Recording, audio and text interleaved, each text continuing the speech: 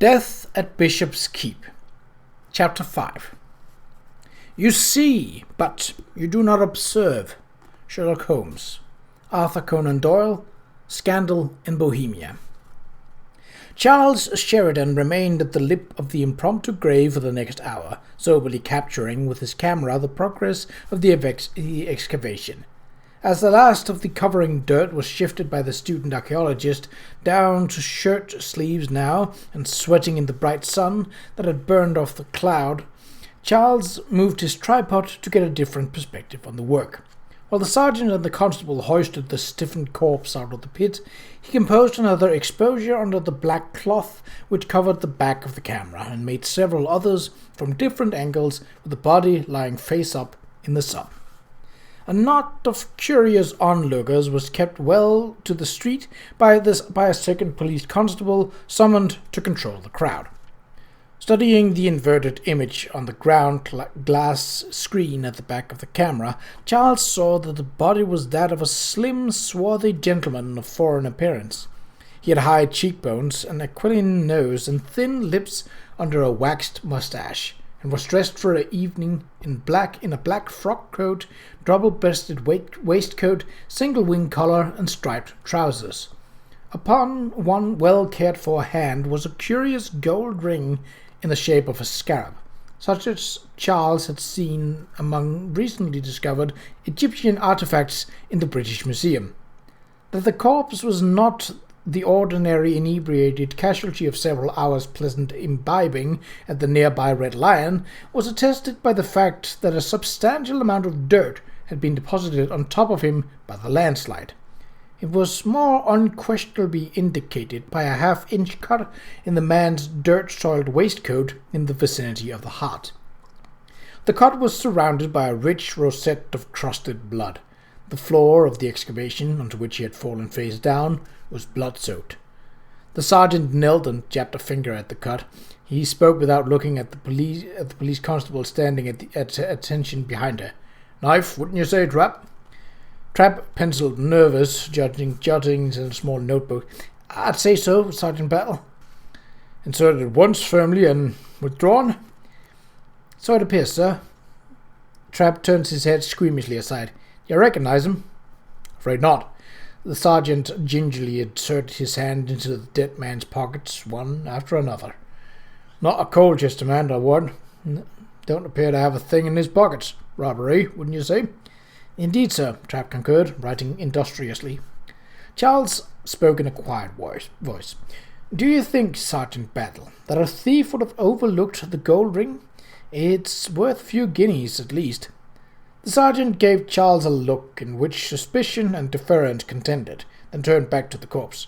"Perhaps you're right, sir," he said with an exaggerated curtsy that seemed to suggest its opposite. "More like the thief was tearing in a hurry to be done with the deed, or couldn't get the wedding ring off." Charles bent over, slipped the ring off the corpse's ring finger, and handed it without a word to the sergeant. "Right, sir," Sergeant Battle murmured. He pocketed the ring. Trap's scribble paused momentarily, and then continued. Charles stood back, surveyed the area.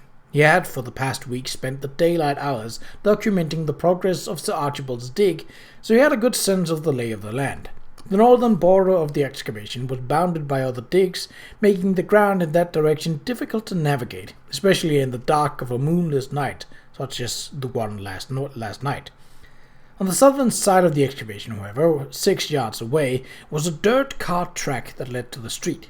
According to the student archaeologist, the site was unattended after dark. Shouldering his camera, Charles slowly paced from the pit to the cart track, head down, studying the sandy surface. There had been a drizzle early in the previous evening. Footprints around the excavation, those left after the rain, had already been destroyed by the trampling to and fro of the police.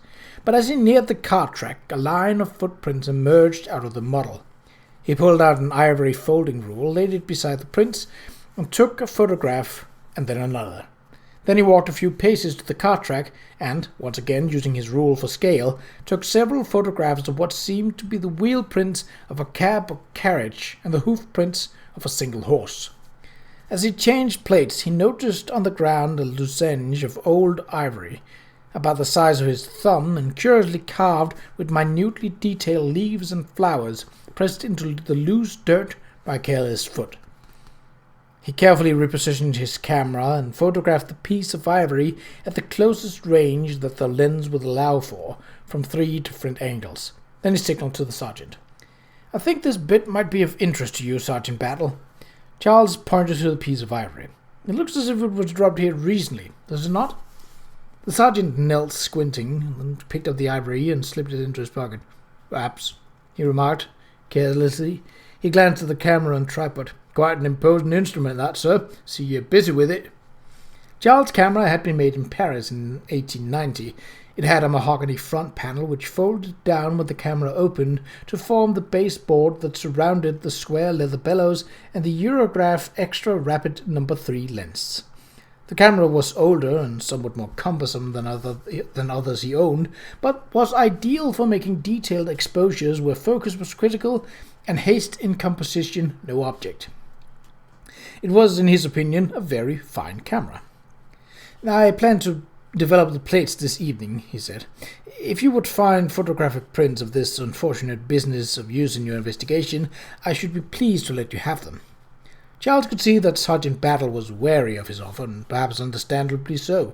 It had been almost 70 years since Daguerre had created his first tantalizing and permanent images on silver plates coated with a light-sensitive layer of silver iodide, and 5 years since George Eastman had wound a ribbon of cellulose nitrate on a spool inside a wooden box that he called a Kodak. The camera was no longer an inventor's novelty used by a handful of eccentrics. The use of photography in solving crime, however, was still relatively unproven in 1894.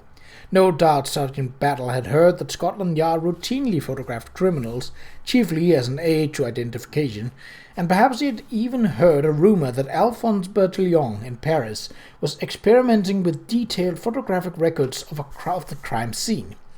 But the techniques of investigation in the borough police forces were at a decade or more behind those of the Metropolitan Police, which lacked by yet another decade of those of the French Sûreté. Sergeant Battle might not be able to imagine what use the photographs of this morning's gruesome discovery could be put. After all, there was the corpse, absolutely and indisputably dead, the means of death unquestionably visible in the bloody shirt front. There was P.C. Trapp, earnestly and meticulously recording each minute detail of the crime scene in his notebook, and shortly a qualified medical practitioner would examine the body to ascertain whether any instrument or agency other than a knife might have contributed to the victim's untimely demise, and in due course would present his report to the coroner and his jury. What possible service could photographs render in this time-honored process? But Charles observed that the sergeant was a cautious man, not prepared to reject out of hand a gentleman's offer of assistance, whatever he might do with the photographs once they were in his possession. "To be sure, sir," he said, with a show of earnestness. "If you'd be so kind as to bring the pictures to the station, I'll see that they get put to good use." "Then I shall," Charles agreed. He pointed at the cart and tracks and footprints. "Perhaps your man might want to have a go at these." "Of course, sir," said the sergeant as he stepped on one of the prints. Observing that there was nothing left to be learned from the scene and little additional help he might offer, Charles took his camera and tripod and walked away.